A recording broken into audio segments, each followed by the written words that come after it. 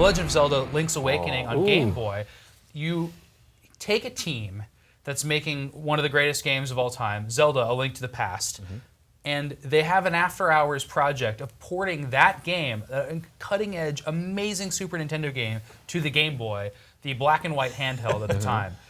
And what do? They do it. They make it work. Yeah. And then they're like, we could just make an original game out of this, and they're given the go-ahead to do that. That's the origin of perhaps the best Game Boy game. Now, my favorite Game Boy game, I think, would be Tetris. What about you guys? Is it Link's Awakening? It's Link's Awakening for me, definitely. Link's Awakening is your favorite Game Boy game of all? Yeah. It's hard to argue with that. I mean, Tetris was, of course, the killer app for the system. That's why people bought it. But, Link's Awakening is really difficult to argue with. It's technologically impressive, and it's just such a wacky Zelda game. It has such a great story for being, not what you would expect from a Zelda game. There was no Ganon. There was no Zelda.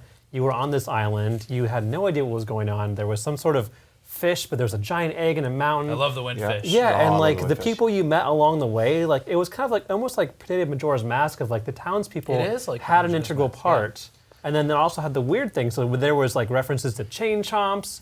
There was references to Kirby, to Mario. There was a Yoshi doll. Yeah, it's kind of Nintendo letting their hair down. And I don't know if that's because it was on a portable system and they just didn't care as much. But it started a tradition of that on portable Zelda games being a little bit off. And it worked. It worked so well. And it's so melancholy. I mean, you get to the end of that game and wow, what a punch in the gut. It's really well done. Link destroys the world. All these friends now, they're gone.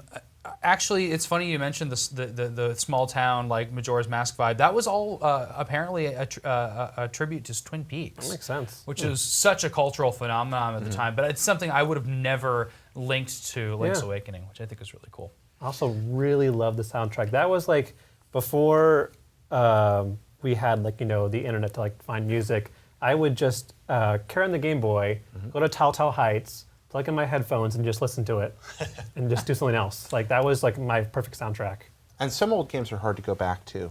Link's Awakening isn't. You can play it just as happily today as you did when it was new, and it's still impressive. Yeah, and they had the DX color version. Yeah, that version's really nice with the color dungeon. Yeah, they in the late 90s it was colored and put back out for Game Boy Color. And now I think that's the version you play on Virtual Console.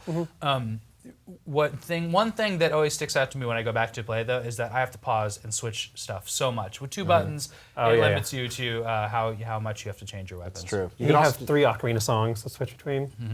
Yeah.